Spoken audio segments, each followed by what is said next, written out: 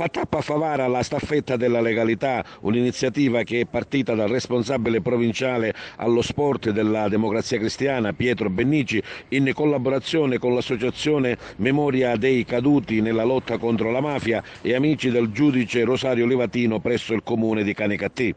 La staffetta della legalità si prefigge di far conoscere attraverso un racconto genuino e trasparente il territorio che gode di tanta beltà storica ma che purtroppo deve fare i conti con il cancro chiamato mafia. La staffetta ricorda le vittime della mafia perché si possa lasciare un segno tangibile ai turisti che visitano le città coinvolte. A tale scopo,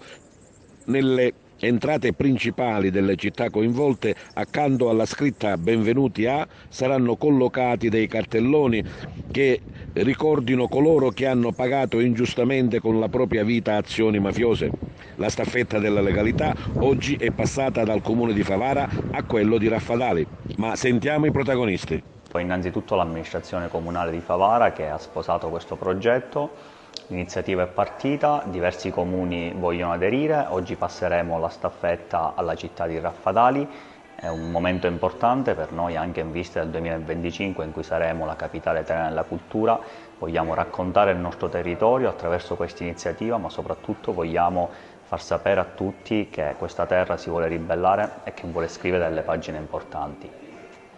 Sì, è un'iniziativa che abbiamo raccolto con grande entusiasmo, l'abbiamo raccolta come dipartimento che si occupa dei diritti umani e civili della Democrazia Cristiana con una delega particolare alle carceri perché la legalità la si pratica anche nei luoghi dove i corpi sono dimenticati e la misericordia purtroppo cessa di esistere e molte persone perdono la speranza. È un dato importante quello che ci sia la presenza della politica, oggi verrà il sindaco di Raffadali a raccogliere il testimone direttamente dal comune di Favara. Proseguiremo in tutta la Sicilia, stiamo puntando a diventare capillari, ad essere presenti in tutto il territorio per dare proprio un segnale che da questa bella iniziativa promossa e proposta dal nostro dirigente provinciale allo sport Pietro Bennici abbiamo davvero intenzione di portarla avanti in modo tale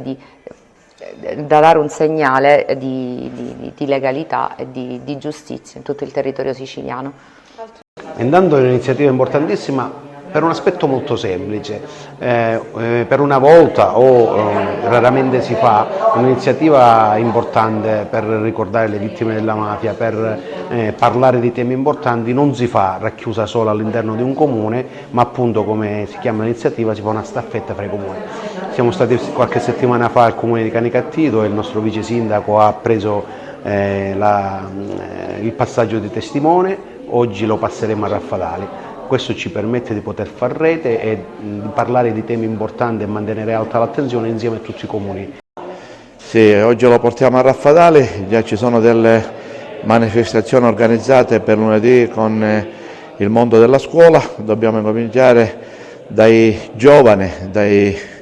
più giovani che sono quelli della scuola elementare e della scuola media, per incominciare a parlare di legalità, per incominciare a parlare quante persone hanno perso la vita per dare a loro e a noi un futuro migliore, cercando di rispettare le regole che sono importantissime in una società civile.